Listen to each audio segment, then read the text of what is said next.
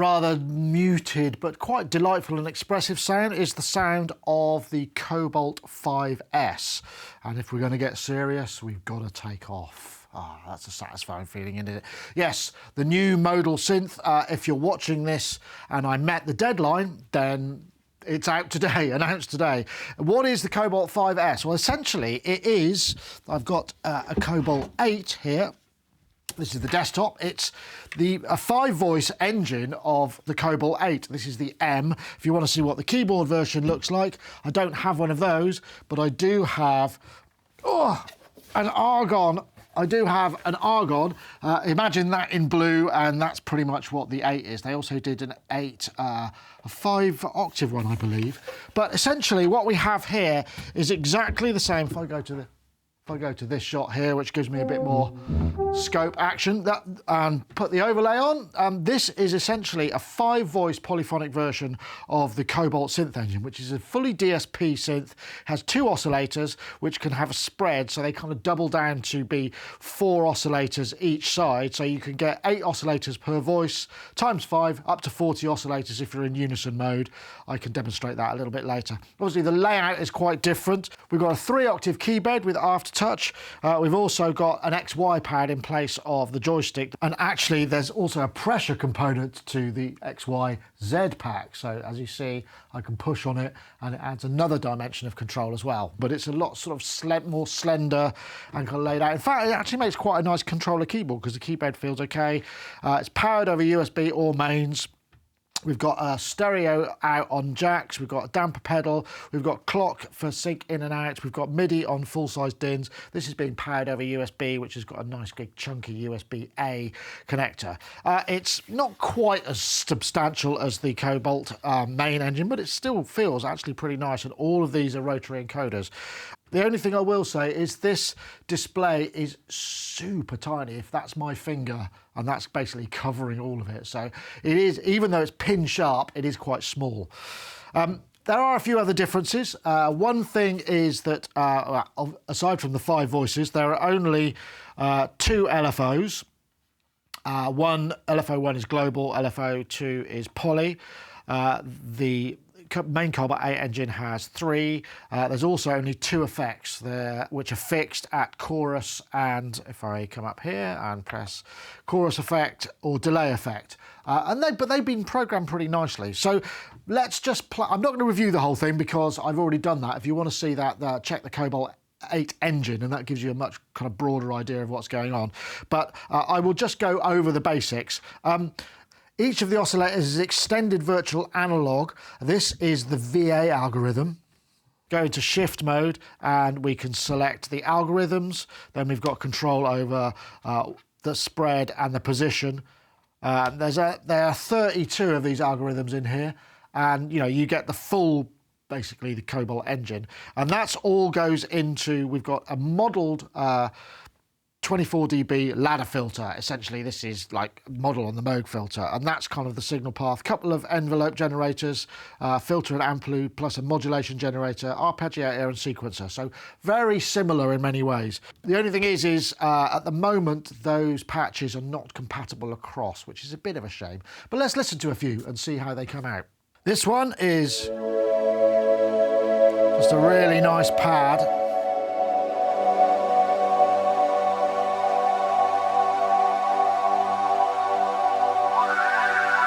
Got a sort of bandpass filter here.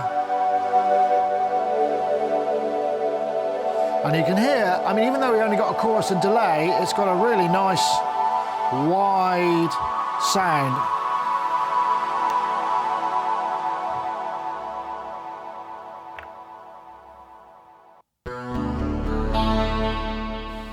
This one is called Velocity Check, and it's got a very nice...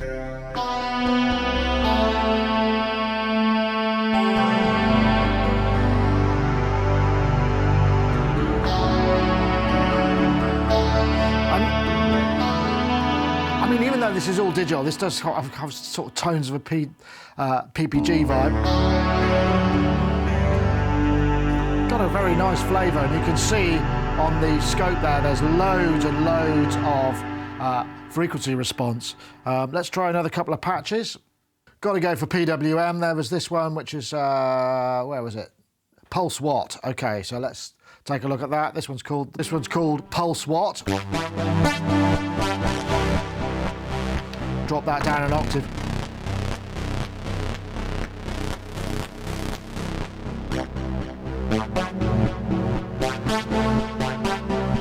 Very nice.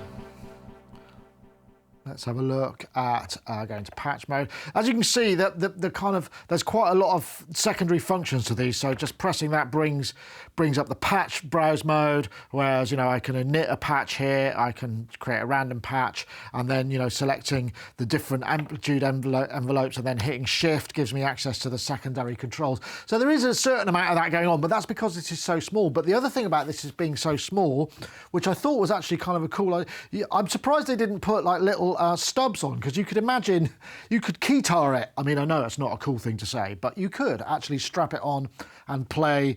And also, like similarly, these will all transmit MIDI CCs. So you've got a MIDI controller built in as well with Aftertouch and an XY pad. Just saying, just a thought. So back to patches. There was some string stuff here. Let me find that. I'm in bank mode, so come back to out of Shift. What was I at? I was at 71, I think was what I was looking at. This was fuzzy strings.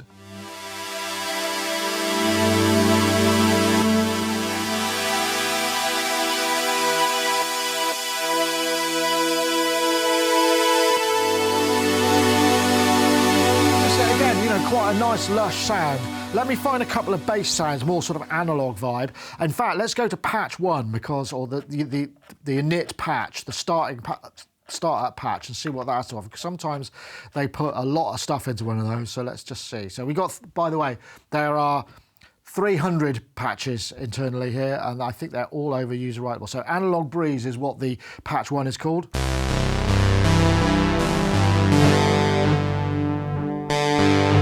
So you can see, using the XY pad, sounds like moving the shape of one of the oscillators here. In fact, the mod slots, so there are 8 mod slots here, and so 8 mod slots which you can route various things. You just go to mod, and then we'd say, let's press LFO, and we'd say we'll want to assign, currently mod slot 5 is that, but we could say, let's go to mod slot. Well, they're all full on this one, but we could assign them fairly straightforward. All mod slots are full, so we will just come back. But while we're at it, we should just listen to that filter, because it's part of the sound, even though I have covered it before. And you do that, press and hold, we'll just create an init patch.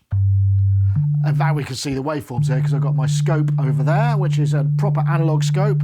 So if we come out here, yeah, that's what I'm looking for. This is the VA wave, so sine goes through triangle, through saw, through pulse width. And then in this case, this just creates the spread, so we can get 4 oscillators on this side effectively, and then the mix, we can have a different oscillator.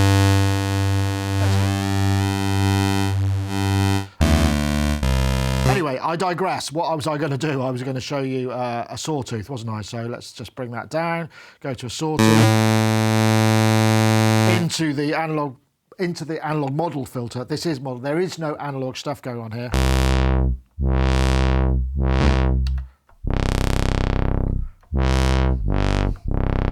It does have that nice analog black. They've done a really good job of modeling this. Bring the resonance up. Obviously, true analog style. We lose the bottom end as we bring resonance in, but we can, if we go to the page, obviously we can morph the filter. I forgot to mention that, which takes it from,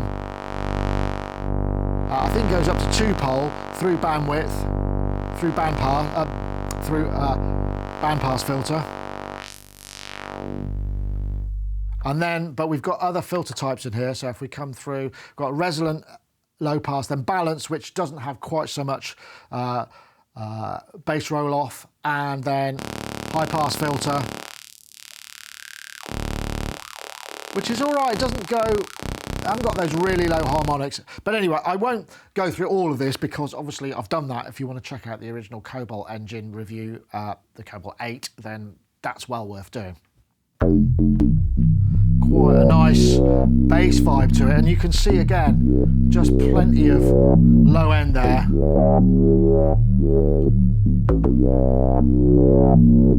Let's try, I think we've got some.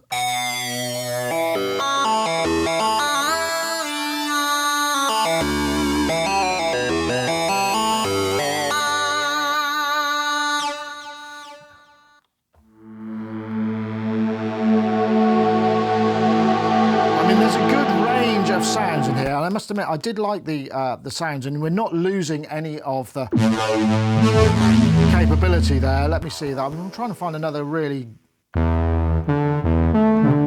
of CS80 style brass.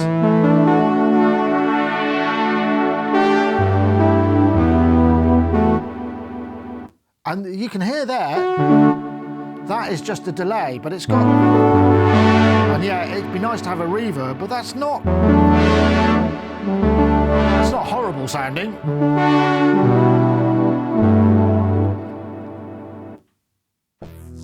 I'm trying to find, again, loads of low end there.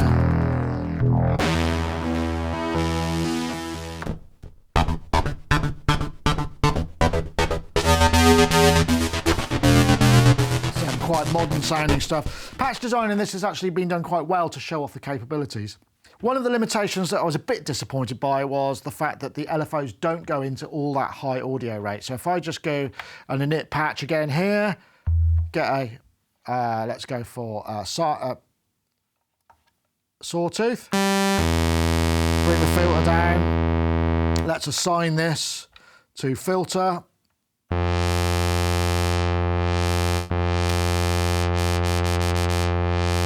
Get the depth up.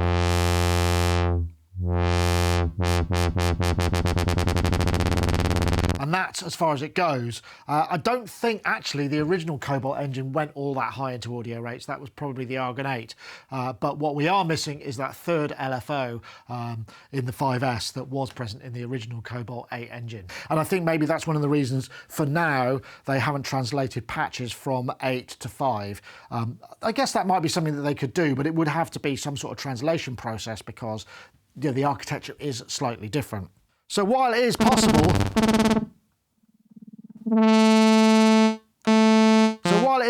to access all of these via the front panel, if we want to get to the, say, the filter envelope, I've selected that, now I go into shift mode, that means that this is now ADSR rather than the filter, and that gives me all of those capabilities. And then if I want to get in and look at the parameters, we've got different types, exponential, snappy, soft, linear, so we can fiddle around with the actual type of envelopes. It's still kind of quite basic in terms of UI, but however there is actually, as with all of the modal stuff, an app, and the app is the Modal app. I've got a beta of that. I'll show you that now, and it'll just give you an idea of what to expect. That's available for iOS, PC, Mac, and Android as well.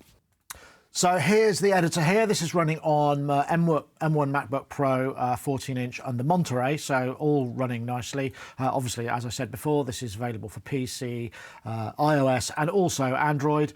This will be a final release candidate by the time we get out. Easy to see what's going on, although these parameters are actually quite easy to get to via the front panel. We've got additional settings here, one of which is MPE, and it's really nice to see MPE also implemented on the 5S.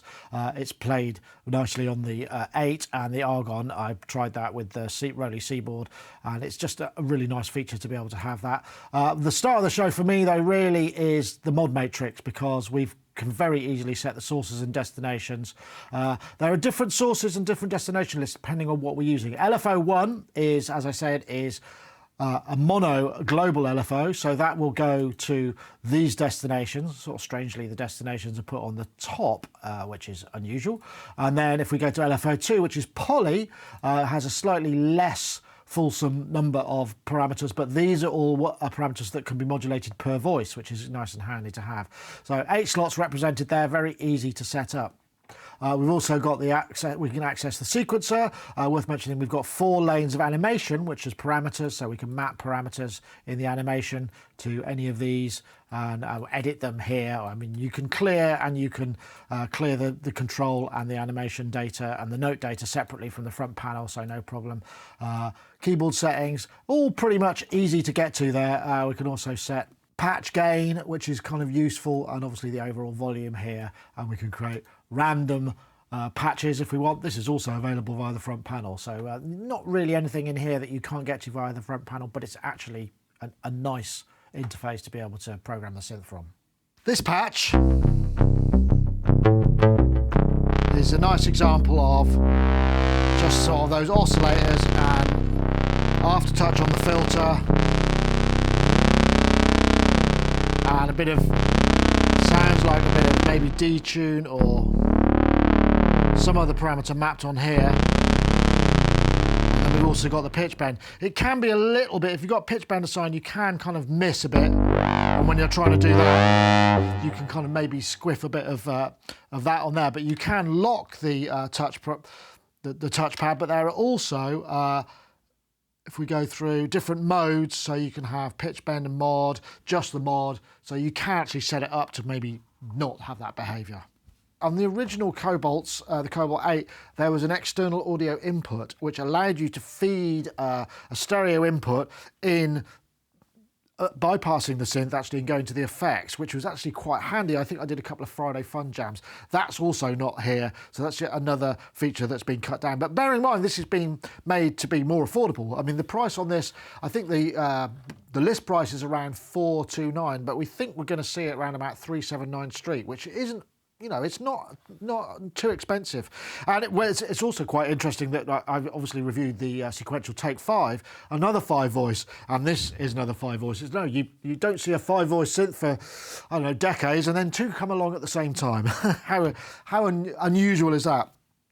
So overall, I actually, as much as I liked the original Cobalt 8, I think this is a nice little sort of entry level, but still good sounding and quite programmable and useful. Certainly the editor makes it a little easier. It can be, if you're hard of seeing, this, like I say, it's very, very small. I am managing okay because it doesn't look as sharp on the camera because I've got an overhead and I just can't get as close as I'd like on this without it coming into shot. But believe me, that is very, very sharp. It just doesn't look so much on the camera. I suppose, you know, what I'm trying to say is, you know, yes, there is a certain amount of messing around with shift and stuff, but, you know, at this price, you get what you get. At least you can get to all of that stuff via the front panel, which is nice. So that is the Cobalt5S, available now, should be at all good modal retailers. Well worth checking out if you're looking to kind of get that Cobalt sound but haven't quite got the budget to stretch to an 8 or a desktop or possibly the X, the bigger one. I can't remember what that's called. Anyway, thank you very much for watching. That was the Cobalt5S review from Modal, available now. See you next time.